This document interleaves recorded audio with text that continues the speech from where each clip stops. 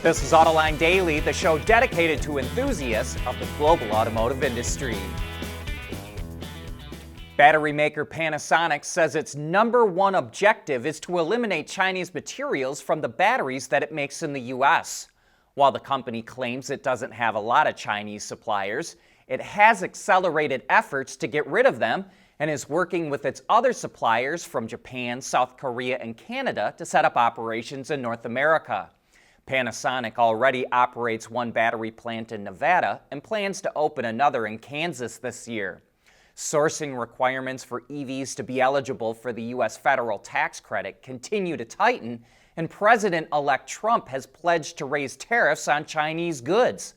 So Panasonic's moves could potentially open itself up to new partners.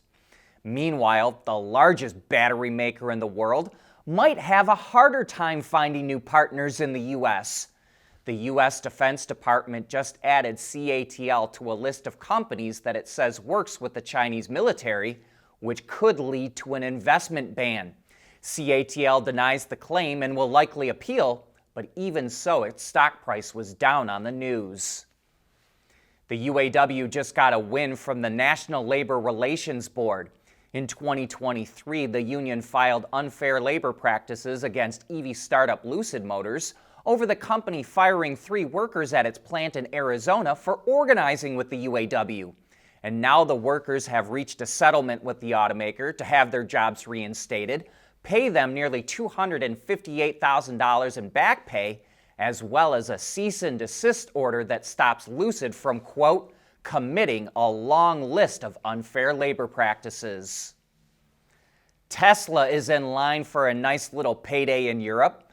Automotive News reports that Ford, Mazda, Stellantis, Subaru, and Toyota are going to pool their emissions with Tesla in Europe in order to avoid emission fines.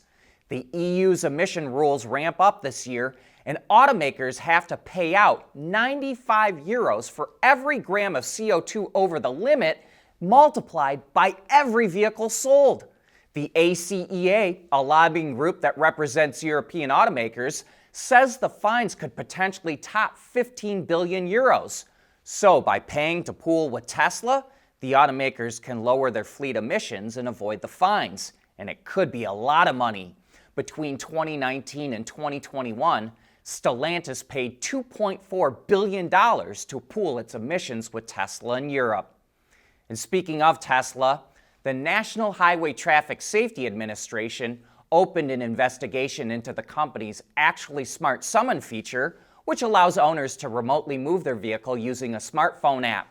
The investigation was sparked by reports of crashes, like not detecting posts or parked vehicles, while the technology was being used. It involves 2.6 million Tesla vehicles. There's nothing wrong with heavy metal. Hey, lighten up. But with world-class composite material, Teijin Automotive Technologies makes vehicles lighter, safer, and more eco-friendly. The UK passed Germany to become the #1 EV market in Europe last year, but only barely. UK EV sales were just under 382,000 vehicles, an increase of 21%.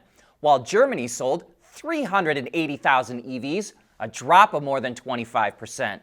As we reported yesterday, EV sales in the UK surged last month because automakers cut prices in order to meet EV sales mandates. EV sales slowed in Germany because purchase incentives were eliminated at the end of 2023, which put a dent in demand. But EV sales in Germany could pick back up towards the end of the year when EV owners with 3-year leases come back to the market. Afeela, the joint venture between Honda and Sony, will launch its all-electric Afeela 1 sedan in the middle of 2026 with a trim line called Signature and a starting price of $103,000. Afeela is billing this as a smart car that you'll be able to more easily interact with, as well as offer unparalleled entertainment and relaxation through audio and visuals. The vehicle will also have an ADAS system that sounds similar in capability to Tesla's FSD system and will rely on 40 sensors, including 18 cameras, 1 LiDAR, 9 radar, and 12 ultrasonic sensors. The car will come standard with Tesla's NACS charging port and claims a range of up to 300 miles. There will also be a trim line called Origin that launches in 2027, which has fewer color options, screens, and smaller tires, and will start at $90,000. The supplier ZF is working with a global automaker to introduce a new hybrid braking system. The front brakes are a standard hydraulic setup, but the rear uses no brake fluid at all. It's a brake-by-wire system where the rear calipers are controlled by electric motors.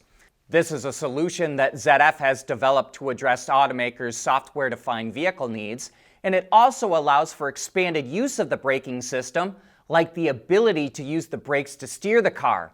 And on top of ditching part of the hydraulic braking system, the same vehicle is ditching hydraulic steering. ZF is also supplying a 48-volt electrically powered ball gear to the global automaker, which was not revealed in the press release.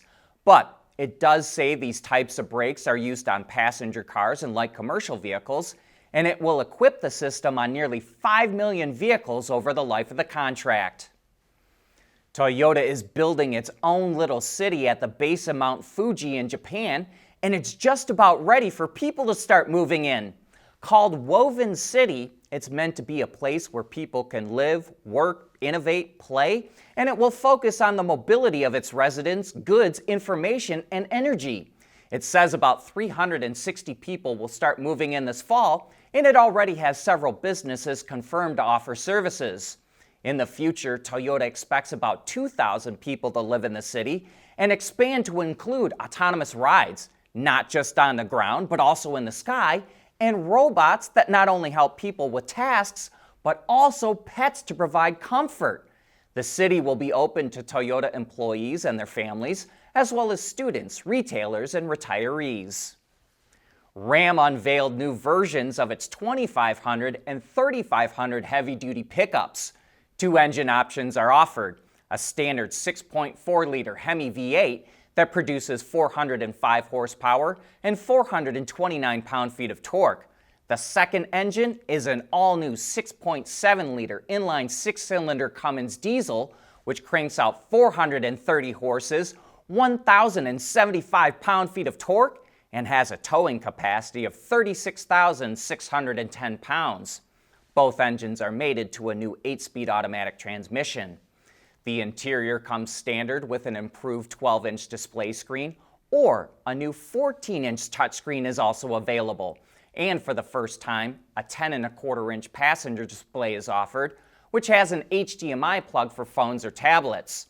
The new Ram heavy-duty pickups go on sale this quarter. The 2500 starts at $47,560, including destination charges, and the 3500 is $1,000 more. But that brings us to the end of today's show. Don't forget to look for our CES content, and we'll see you back here again tomorrow.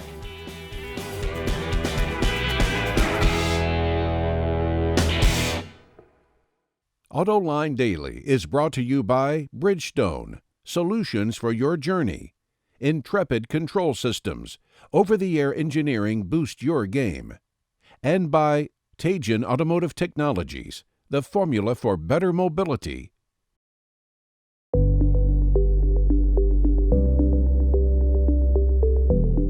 Developing today's vehicles, issues can happen in an instant. What good is knowing your problems without the data to solve them? Meet Wireless Neovi Cloud, your secure off-the-shelf solution, empowering real-time collaboration for quick resolution. With Wireless Neovi Cloud, your team can prevent issues before they can escalate. Driver communication data and remote diagnostics to analyze and resolve your problems using OTA, allowing your executives oversight throughout the process. Wireless Neovi Cloud, your vehicle update solution in production and on the road. Intrepid Control Systems, driven by your data.